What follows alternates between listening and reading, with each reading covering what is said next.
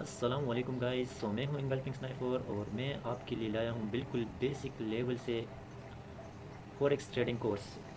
क्योंकि बहुत सारे बंदों ने रिक्वेस्ट किए कि सर आप काइंडली बिल्कुल बेसिक से हमें ट्रेडिंग सिखाएं। तो मैंने ये डिसाइड कर लिया कि यार मैं आप लोगों को बिल्कुल फ्री में और बिल्कुल बेसिक लेवल से फॉरेक्स ट्रेडिंग सिखाऊंगा इंशाल्लाह।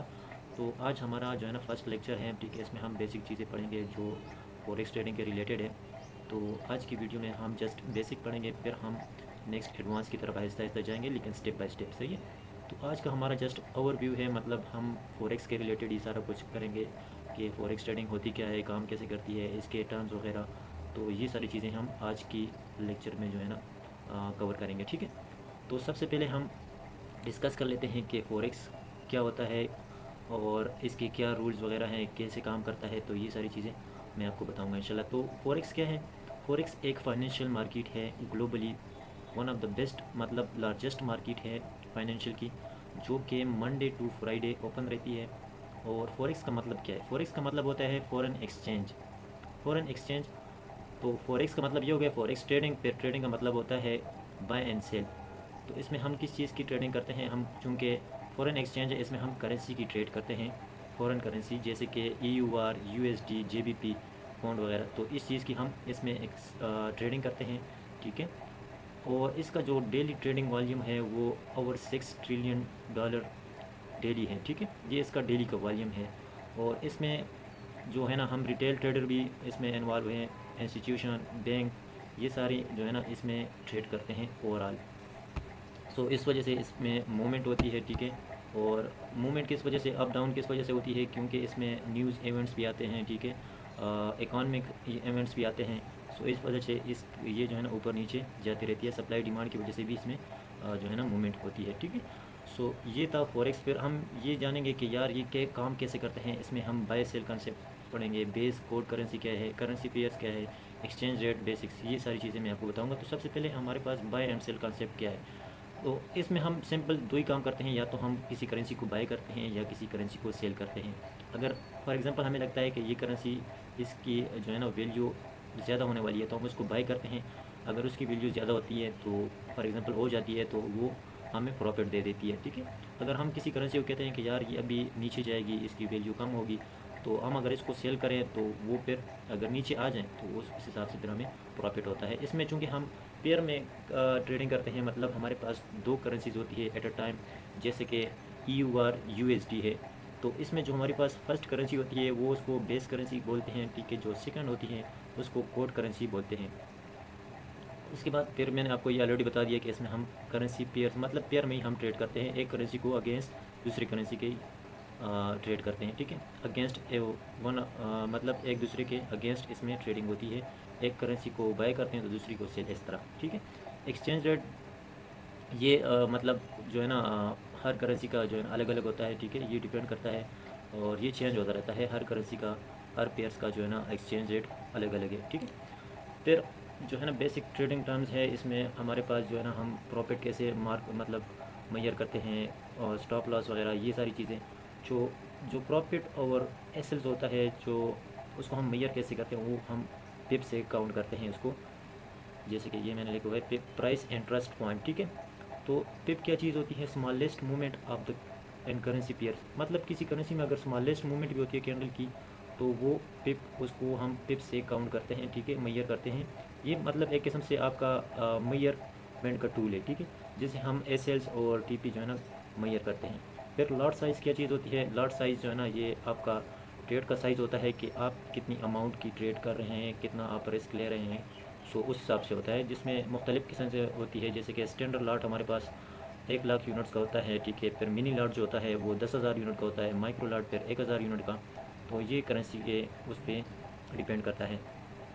फिर जो लेवरेज और स्प्रेड होती है, लेवरेज एक किस्म से आप सिंपल वर्ड में ये समझ लें कि ये हमारे पास एक किस्म सा जो है ना आपको लोन प्रोवाइड करता है ब्रोकर, जिससे आप छोटी अमाउंट को भी जो है ना बड़ी उस हिसाब से, मतलब छोटी अमाउंट को भी आप बड़े लेवल पे आप उसको पहुंचा सकते हैं थ्रू लेवरेज, ठीक है। आप फॉर एग्जांपल $100 से जो है ना आप उसको 500 600 तक आप लेके जा सकते हैं थ्रू लेवरेज। लेकिन इसमें रिस्क भी उतना ही होता है, क्योंकि आप जितना मतलब आप लेवरेज ज़्यादा लेंगे, उस आपके मतलब जितना आपके प्रॉफिट होने के चांसेस ज़्यादा होते हैं उतना आपके लॉस होने के चांसेस भी जल्दी होते हैं। मतलब जितना जल्दी आपको प्रॉफिट होगा उतना जल्दी आपको लॉस भी होगा, सही है। तो ये चीज़ होती है। स्प्रेड जो है ना, ये आपको जो है ना ब्रोकर, जिस ब्रोकर पे आप काम कर रहे हैं वो हर मतलब हर ब्रोकर जो है ना उसका अलग अलग होता है। ये बाय एंड सेल प्राइस की जो है ना डिफरेंस का होता है, लेकिन ये ब्रोकर के एक किस्म से आपसे चार्ज लेता है, ठीक है। अब जैसे कि फॉर एग्जांपल आप ट्रेड प्लेस करते हैं, ठीक है, और पहले जो है ना वो ब्रोकर अपना स्प्रेड जो है ना वो का कर लेता है, काउंट कर लेता है, चाहे आपकी ट्रेड लॉस में हो या प्रॉफिट में हो। पहले वो अपना स्प्रेड कंप्लीट करेगा, जितना भी हो, 0.2 हो या जितना भी स्प्रेड हो, वो डिपेंड करता है ब्रोकर पे। तो वो पहले अपना स्प्रेड जो है ना कंप्लीट करेगा, उसके बाद फिर आपकी ट्रेड एग्जीक्यूट होगी, सही है। तो ये चीज़ें हैं। उम्मीद करता हूँ ये आपको समझ आई होगी। फिर जो है ना हम इसमें मार्केट स्ट्रक्चर देखते हैं। ये बिल्कुल बेसिक चीज़ें हैं, ठीक है। ये हमारे जो है ना मेन जो हमारा फोकस है वो हमारा इंगल्फिंग पे है, लेकिन ये चीज़ें आपको बेसिक जो है ना जाननी ज़रूरी है। तो इस वजह से मैं बिल्कुल बेसिक से आपको समझा रहा हूँ। उम्मीद करता हूँ आपको समझ आ रही होगी। तो मार्केट जो है ना 3 तरह से मूव करती हैं, या तो अप ट्रेंड में होती है, या डाउन ट्रेंड में, या साइडवे ट्रेंड में, जिसको कंसोलिडेशन भी कहते हैं। सो ये बिल्कुल बेसिक चीज़ें हैं, ये आपको मतलब पहले से पता भी होगी, सही है। सो इसमें कोई इतना लंबा चौड़ा मैं आपको कहानी सुना दूँ तो फ़ायदा नहीं है उस चीज़ का। बस आपको जस्ट यही पता होना चाहिए कि अब मार्केट ऊपर जा रही है या नीचे जा रही है, या स्ट्रक हुई है, कंसोलिडेट है, कंसोलिडेशन कंडीशन में। तो ये तीन चीज़ें हैं, ठीक है। 3 कंडीशन होती हैं मार्केट में, सही है। फिर उसके बाद जो है ना ट्रेडिंग, जो है ना ट्रेडिंग सेशंस होती हैं हमारे पास, जैसे कि लंदन सेशन, न्यूयॉर्क, एशिया और सेशन ओवरलैप। जो हमारे पास पाकिस्तानी टाइम के हिसाब से होता है ना, एशियन सेशन, ये सुबह 5 से लेके 1 बजे तक, 1 बजे तक होती है।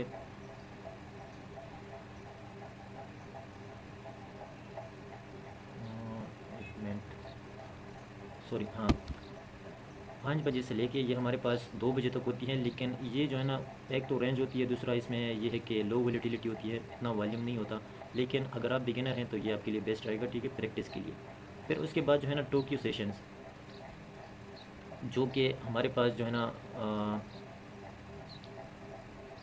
6 बजे से स्टार्ट होता है, और 3, ये मतलब दोनों सेशन सेम ही हैं। टोक्यो, कुछ इसको टोक्यो भी बोलते हैं, कुछ जो है ना एशियन बोलते हैं। सो ये टोक्यो और एशियन जो है ना, ये दोनों समय में थोड़ा सा मतलब 1 घंटे का फ़र्क होता है, सही है। सो दोनों सेम है। फिर उसके बाद जो है ना हमारे पास लंदन सेशन, जो मेन हमारा फोकस होता है वो लंदन सेशन पे होगा और न्यूयॉर्क सेशन पे, ठीक है। जो हमारी जो ट्रेडिंग के लिए जो बेस्ट है ना सेशंस, वो लंदन सेशन है, न्यूयॉर्क सेशन है, या फिर सेशन ओवरलैप्स हैं। ये मैं आपको थोड़ा सा बता देता हूँ। लंदन सेशन हमारे पास जो है ना दिन 1 बजे से लेकर रात 10 बजे तक होता है। ये इसमें एक तो ट्रेडिंग वॉल्यूम भी अच्छा खासा होता है, ठीक है। और जो है ना अपॉर्चुनिटीज़ भी, एक लिक्विडिटीज़ बहुत ज़्यादा होती है, फिर अपॉर्चुनिटीज़ भी आपको जल्दी मिलती हैं, सही है। सो ये हमारे पास बेस्ट रहेगा ट्रेडिंग के लिए। फिर उसके बाद न्यूयॉर्क सेशन है, जो कि 6 बजे से, शाम 6 बजे से लेके रात 3 बजे तक ये ओपन रहता है। और ये जो सेशन ओवरलैप है, मतलब 6 बजे से लेकर 10 बजे तक, ये हमारे पास बेस्ट, सबसे बेस्ट टाइमिंग यही है, क्योंकि इसमें हाईएस्ट जो है ना बहुत ज़्यादा सप्लाई डिमांड होती है, मतलब जो है ना ट्रेडिंग वॉल्यूम बहुत ज़्यादा होता है, और ट्रेड अपॉर्चुनिटी आपको यहाँ इस सेशन में आपको ज़्यादा मिलेगी। सो सबसे बेस्ट यही रहेगा।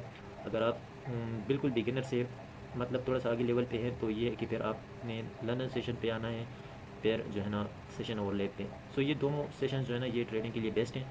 आपने कोशिश करनी है कि इन सेशनों में आपने ट्रेड करनी है, ठीक है।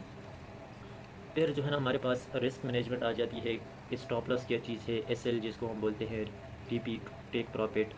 सो ये चीज़ें जो है ना हम डिटेल में सम पढ़ेंगे। अभी तो मैं जस्ट आपको, जैसे मैंने आपको पहले बोल दिया कि हम आज जस्ट बेसिक ओवरव्यू ही कर रहे हैं, ठीक है। तो ये चीज़ें मैं आपको बता रहा हूँ कि ये चीज़ें हैं, ये आपके माइंड में होनी चाहिए कि स्टॉप लॉस क्या चीज़ है, टेक प्रॉफिट क्या चीज़ है, सही है। सो ये चीज़ें, ये रिस्क मैनेजमेंट का हिस्सा है, ठीक है। फिर एक सिंपल स्ट्रेटेजी आपके पास होना चाहिए। तो हमारे पास जो सिंपल स्ट्रेटेजी है वो तो एंगल्फिंग है, ठीक है। हाँ, मैं तो उसी पे काम कर रहा हूँ और मैं आपको वही सिखाऊंगा। तो एक स्ट्रेटेजी पकड़ें भाई, आपको मतलब एक स्ट्रेटेजी आप मास्टर कर लेना तो आपको किसी और चीज़ की ज़रूरत नहीं पड़ेगी। लिहाजा सिर्फ एक चीज़ पे फोकस करें, और ये मल्टीपल चीज़ें जोड़ दें कि मैं आईसीटी भी सीख लूँ, एसएमसी भी सीख लूँ, और सीआरटी भी सीख लूँ, और पता नहीं कौन कौन से कॉन्सेप्ट है।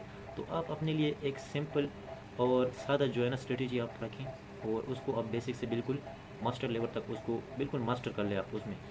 तो फिर आपके लिए जो है ना ट्रेडिंग ईजी हो जाएगी। अगर आप हर दूसरे दिन दूसरे स्ट्रेटेजी के पीछे भागेंगे, किसी और कंसेप्ट के पीछे भागेंगे, तो फिर भाई आप सारी उम्र ऐसे ही रहेंगे, ठीक है।